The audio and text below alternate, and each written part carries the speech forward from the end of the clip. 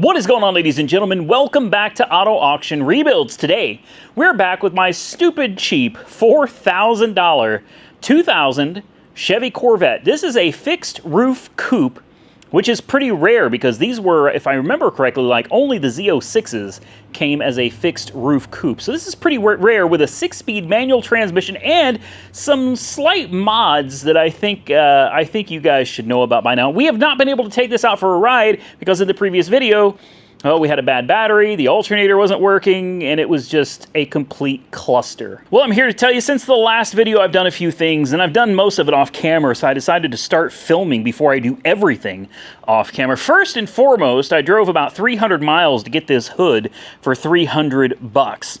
I know, it's the wrong color, that's fine. We're gonna have to get it painted. Unfortunately, the hood didn't come with the hinges. It did not come with the strikers, so I had to order strikers. Those are going to be another 6 days out. The hood hinges will be here in like 4 or 5 days. I'm still lacking a headlight. I found one locally. The guy strung me along for about 3 days, and I finally just gave up. So I'm going to have to look elsewhere for a headlight and elsewhere for this fender that's broken. My main concern, however, is not this fender. This fender, I can live with that, but a headlight I need, and the hood I need. As you can see, I'm doing some air conditioning work. I ran a vacuum on this for about an hour, and I've left this sitting here for about 2 hours, and as you can see, these gauges are still zeroed out. So it's holding a great vacuum, which means we can fill it up with some fresh Freon. I could fill it up through here. I had to buy another manifold gauge set because my last one disappeared. Not quite sure how that happened, but we have the self-piercing variety, and then we have the one that's like the cans that are already tapped, and they just have the little thing in them. We could use this. I don't think I'm going to, though. Since I know it's holding a vacuum, I'm going to close off these valves, and I'm just going to start it up and fill it up with some Freon and one of my cheap Walmart gauges. So to start the party off, I'm just going to put some of what I got left in here. I got a couple of bottles of just old stuff that I haven't used in a while. We're going to go ahead and just let it run through there until it stops collecting it.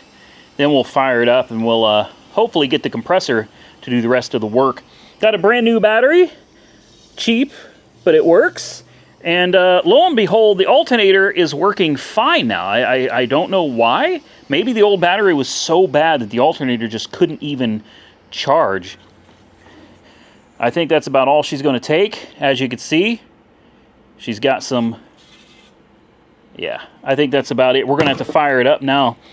I do believe this is cammed. It does have what appears to be long tube headers. I need to get it on the lift so we can take a closer look at everything under here. But let's go ahead and fire it up. I think I got the keys. They're laying around here somewhere, probably on top of this hood. I still need a battery for the clicker. I'd like to get this clicker working.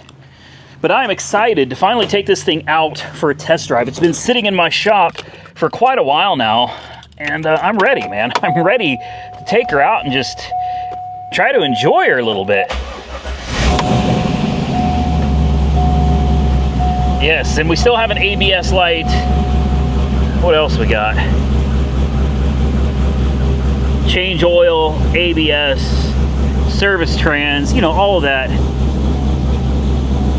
good stuff. So let's turn the lights off. Let's make sure we got the air conditioning. Oh, I heard the compressor kick on. Last time we tried the AC, it was blowing hot and the compressor was running. So that's never a good sign. We'll see if we can get her to suck this bottle down. And who knows, with any luck, maybe this one bottle is all she'll need. All right, we're gonna do this a little bit different today, guys, because this is a manual transmission car, and I don't feel like trying to hold this camera while I drive. So I've got you guys mounted up in what I think is a pretty good spot on the windshield there. Oh, check engine light just came on. Perfect, perfect. It's getting dark. So we're gonna need to buckle up. We're gonna need to get going, because before I go spending a whole bunch of money on the rest of these parts, well, I'd like to make sure that the car itself is okay as far as driving.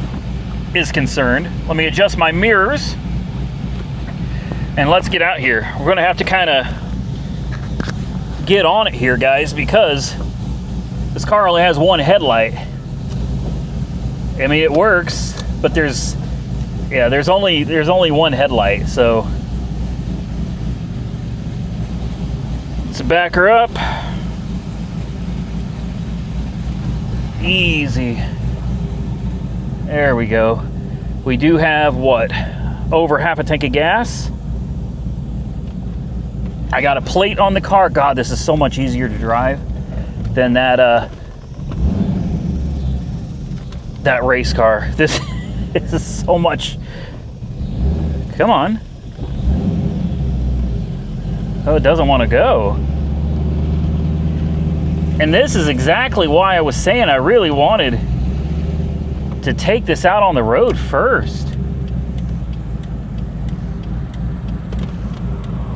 All right. She doesn't seem to be particularly happy. Service traction control. Thank you. I know. We've got all kinds of problems. Service everything. Everything is broken. All right. Let's see. It just bogs down. Come on. There we go. All right. Charging system fault. Great. We're back to the to it claiming that the alternator doesn't work again. I love it, man. I love it. I am getting so frustrated with all of these cars, man. It's getting to be too much. Oh, great. This is the fireman. Of course it is. Yeah, come on. Get out the way, homeboy.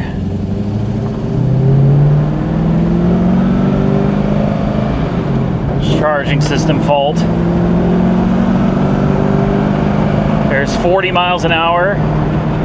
I mean, it shifts through the gear is fine. We'll have to run that code, see what the engine light's on for. Let's turn on that one headlight just to... I don't know, man. For good measure, I suppose. Okay, speed limit goes up to 65. Oh, wow. Hello. Yeah. That's what I'm talking about. Let me roll these windows up. Make it a little quieter for you guys. Okay, so she holds 65 mile an hour, no problem. We're in fourth gear. We keep having a charging system fault. It's intermittent, it seems. It comes and goes, and now it's back again. Yeah, that's all right. That battery's brand new. She can handle a short 10-mile drive. Let's set the cruise control, see if it works. No. Let me try it again. Let me make sure my foot is off of the clutch and the brake. Let's try cruise control again. Yeah, there we go. My foot was touching the clutch. Fourth gear, cruise control is engaged. Perfect. It's really upset about the charging system. Like it's very upset about the charging system. It says that we're only getting like 3 miles a gallon average. Hopefully that gets better. I'm going to turn off the cruise control. I'm going to go up to fifth gear. Fifth gear, very nice. It seems like all the gears work perfectly. And sixth. Whoa, excuse me, I'm not paying attention. That's my bad. Let's set the cruise control again. We're at 68 miles an hour, cruise is set. Brights seem to work. Fog lights also seem to work. I'm really surprised as to how good this thing rides. This is a very comfortable car. Horn? We'll try after we get past this guy. All right. Yep, horn works. Steering is phenomenal. Unfortunately, I think the air conditioning is dead in this. I think it has a clog. Something's clogged up because the pressure on the low side is way too high and we don't have near enough Freon in it. for all that mess. So there's something very wrong with the air conditioning in this. It is what it is, though. We're now averaging 5.6 miles a gallon, 5.7. It's getting better. Hopefully by the time we return from our 10-mile jog, it's going to be a whole lot better than that. I do have another alternator on the way. Even though this one started working, I suspected we were probably going to have a problem with it again. So I opted to just go ahead and buy another one. She's running good, guys. No complaints as of yet. But I'm telling you, it's like every one of these cars, man, there's always something. These cars are so demanding of my attention. And sometimes it gets to be a little bit overwhelming, which is why I go through these purges where it's like I'm going to start selling stuff off because I just can't deal with all of these cars all of the time. We're almost to the 5-mile mark. Even though it says charging system fault on the dash, I'm not seeing anything wrong with the gauge. The gauge shows that we are well over 14 volts. So I don't know. I think the car is tripping. All the other gauges look good. Oil pressure is good. 40 psi. Temperature is excellent. Everything seems to be good on this car. Let's drop it back down to about 4th gear. Very nice. Exhaust sounds great on this. We'll run the codes when we get back to the shop. My goal right now, though, is to get back home before it gets dark. I don't want any problems driving around with this one headlight. Let's see if we can get her to do a little donut here, guys.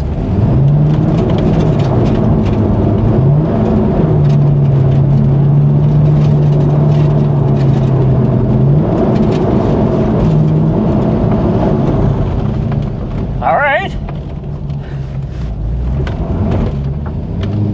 Will she do a donut? Yeah, she'll do a donut. Not a problem. Not a problem at all. Kind of like this little car, man. I really do.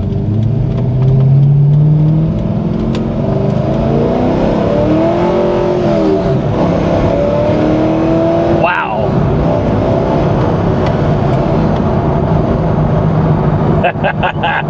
All right.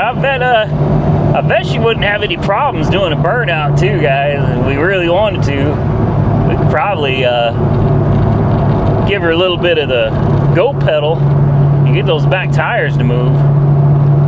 I think we're gonna leave it where we're at, though, guys. 6th gear, 65, cruise is set, one headlight is on. Let's just be happy that she's doing this good, man. Awesome that it was very happy to do a little bit of a donut action out there. The car didn't complain at all. We're going to hook the scanner up, though. I want to see what this check engine light is for. Probably something simple. Hopefully like a mass airflow sensor or, who knows, throttle position sensor, something like that. We're going to find out as soon as we get back to the shop. For now, I guess just enjoy that sunset. It sure is nice out here. Temperatures have finally started to cool down. They're reasonable again. It's nice to be able to get out without sweating all day long. But remember, summer just started, so I have no doubt that we are not out of the woods yet. It'll be interesting to find out what the problem with the air conditioning system is. I'm hoping maybe it's just something simple like a clogged orifice tube.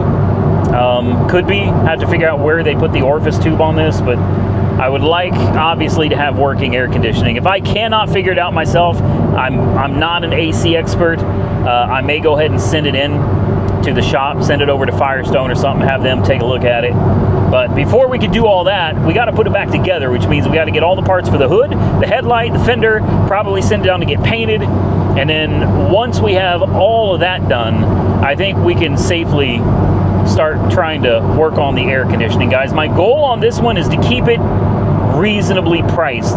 Looking around online, these fixed roof coupes actually go for some pretty decent money, guys. And this one's got a little bit of mileage on it, like 143,000 miles, I think is what it's got on it. I'd love to find out for sure. 143,731 is what the odometer is. And of course, now it carries a rebuilt title. So there's that as well. But you're going to find these things for anywhere from $15,000 to $20,000 depending on condition, and lower mileage they would go for even more than $20,000, guys. So the goal is I only paid $4,000 for this, to buy all the parts as cheap as possible, put it back together as cheap as possible, and have a really fun, fully sorted out C5 Corvette with a manual transmission for dirt cheap. Something that maybe would be worth just holding on to and enjoying for a while. If I'm going to be honest with you guys, the Viper is a ton of fun. Great, service tire pressure monitor. Now we got a new light. I hope that doesn't mean that that we popped the tire.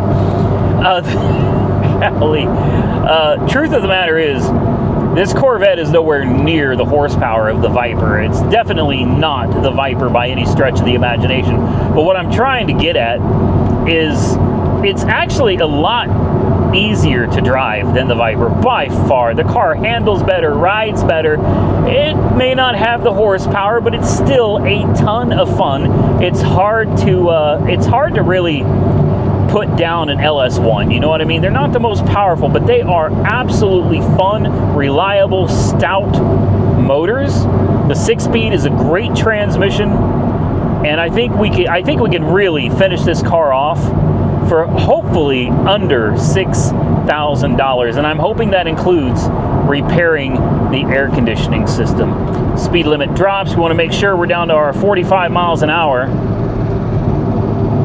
before we get to this guy's house, because God knows he'll come out and throw acorns at us. There we go. We're at 45 miles an hour, so hopefully this guy ain't gonna... There we go. We made it. He didn't throw anything at us this time. Let's roll this thing back into the shop, ladies and gentlemen. Let's put a scanner on this, and let's find out what she's complaining about. Boy, does she have some codes for us. We're starting out with a P0300, random misfire, a P1380, misfire, rough road data not available. We're getting a P1638, a generator F terminal circuit. I'm going to assume that's something internal to the alternator. A C1234, which is a left rear wheel speed sensor. A C1281, steer sensor analog digital uncorrelated fault. A C1295, a brake lamp switch circuit open. A C1234, left rear wheel speed sensor circuit. A C1281, steer sensor analog digital uncorrelated fault. C1295, brake lamp switch open circuit. Then we've got tire pressure fault, right rear, left rear. A U1096, lost communication with instrument panel cluster. That ain't no good. U1064, lost communication with the body control module. That's no good. And a U1016, lost communication with PCM. Now, a lot of this is historical. The TPMS is current. The brake switch is history on the wheel speed sensors. Brake lamp switch current. Steer angle current. Speed sensor current. Generator F fault, that is historical. Misfire, that's current, and then the P0300 is current. So let's get out of that. We got some issues, obviously. She's not very happy. What I want to do right now is I want to put my voltmeter on the alternator real quick, and let's see if she's putting out the proper voltage, because this thing in here is still saying that there is a charging system fault. You have to give it a minute, it'll get there. Service TPMS. Charging system fault, exactly. So let's find out why this thing is screaming. So here's what's actually happening. It's charging at 14.9 volts. I think it's not telling the computer properly what's going on. I think there's, unplug that, maybe plug it back in. Maybe there's something going on there, I don't know, but this thing is obviously charging close to 15 volts. Let's put a load on it. Turn on the headlight. I would say lights, but light. Still 14.8 volts. Not a problem. You can see all the lights are on. Even the license plate light works on this. Very nice. Signals. I'm sure they all work. Yep, signals up front. I can see it flashing in the back, both sides. Same thing with the front, both sides. Let me push the brakes. See if we can see brake lights come on when I hit the... It's hard to see. Maybe I could sit you guys down back here and you can...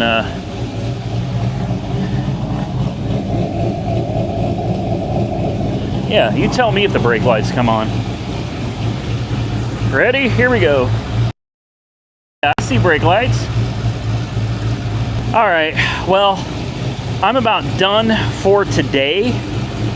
Obviously, we got a little bit of work. And here's another thing I'm noticing from this car, the exhaust. It smells absolutely horrid, guys. This does not smell like fresh fuel. I think it's got some rotten gas in it. Remember the battery that we pulled out of it? That battery was from, what, 2012? Yeah, 2012. So it leaves me kind of wondering if maybe this car got parked for an extended period of time and someone just threw it back on the road again. Maybe they had an accident right after it was done. I don't know. All I know is that the exhaust from this does not smell like exhaust from a healthy car, even with long tube headers and no catalytic converters. I'm telling you, it smells bad. It smells real bad. Let's see if we can get it to fire up again. Make sure she still starts. Not a problem, man, not a problem. Headlights, I mean, everything seems to work mostly. We need a couple TPMS sensors. We need a wheel speed sensor. We need to clear the check engine light, put some fresh gas in it. We need to fix the air conditioning. I know that probably sounds like a lot, guys, but honestly, it's not. And take a look over here. How cool is this? Oh, this doesn't have a third brake light, does it? Oh, you know what? The third brake light is in the center. That's right. Isn't it cool that you can see all the way back here and it doesn't have that super sloped roof? In fact, let me show you guys something that I just saw. I can't believe I missed this. Maybe I don't need a fender. I wonder if we could... I'm not going to bet on it. But there's a piece. Let's go to the fender. Is this the broken... Come on, guys. I could save a ton of money here. So...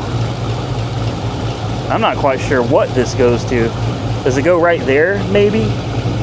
Yeah, so it's only part of the broken. That would have gone like right there. Dang it. All right, well, I thought I was gonna get out of it, guys. I thought I found the chunk to the fender. I was like, we will epoxy the hell out of that. Send it to Mako, let them sand it down for us. Come on now. There we go. I still think it's a hell of a deal for $4,000, guys. It's gonna need a little bit of work, but I don't think we've had any cars on this channel that didn't need something. So for now, I'm just going to clear the codes. Now that we got a fresh, hot battery in it, and we know that it's charging, I'm letting this thing finish the diagnostic. I decided to run it again, and then I'm gonna go ahead and clear all of the codes, and we're gonna see what comes back. I have no doubt TPMS on both sides is gonna come back. The left wheel speed sensor is going to come back. The rest of it, I have no idea, guys. So we'll do a quick erase. Hopefully, with any luck, all of these turn green, except for the ABS. There's no way that's going to turn green. Come on, how many codes? We'll see what's left over. 2. I guarantee you. Left wheel speed sensor. The RFA, green as well. Okay, so let's see what we got now. Left wheel speed sensor and the brake lamp switch circuit open. So a C1234 and a C1295. I'm gonna go ahead and unplug my diagnostic tool. I think we've done about all we're gonna get done with this car today. The main thing I wanted to do was take it out on a drive before I went and spent a bunch more money. I'm going to tell you right now, some of the parts for this car are insanely expensive, guys. You're probably going to think I'm joking, but look around for yourself and you'll see what I'm talking about. The hood, I went straight to eBay because I just wanted everything shipped to make it easy for me. A hood on eBay, about $800 delivered, you know, like $500 for the hood, $300 shipping. Then a fender, you know, $300 to $400 for a fender, another $200 shipping. The headlight, that's the craziest part to me, guys. This little headlight assembly, this little thing right here, this itty bitty headlight assembly, $700 to $800, guys.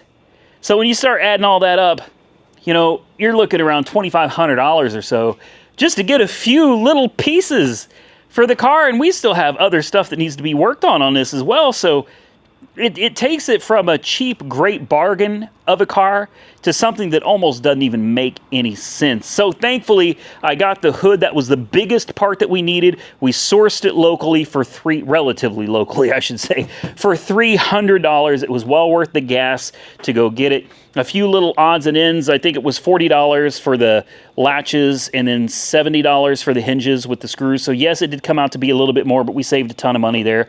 Hopefully, I think I found a fender that I can get for around $350. Still a lot of money for a piece of plastic, but still not too bad. That'll have us like $650, $700 into it. Then a headlight. Unfortunately, the only headlight I found is around $700, guys. So, you know, we're still going to have a little bit of money into it. And then, of course, when we're done, I need to send it to Mako. I'm probably going to have them reshoot the entire car. That way there's no blending necessary. All of the paint will be uniform, new, it will match, and the car will look absolutely phenomenal. So drop your comments below. Tell me what you guys think about this car. Do you still think it was a great deal? Because honestly, personally, I still think it was an amazing deal. With that, I'm going to get out of here, ladies and gentlemen. If you enjoyed this video, hit the thumbs up button and let me know. Consider subscribing to the channel if you haven't already subscribed.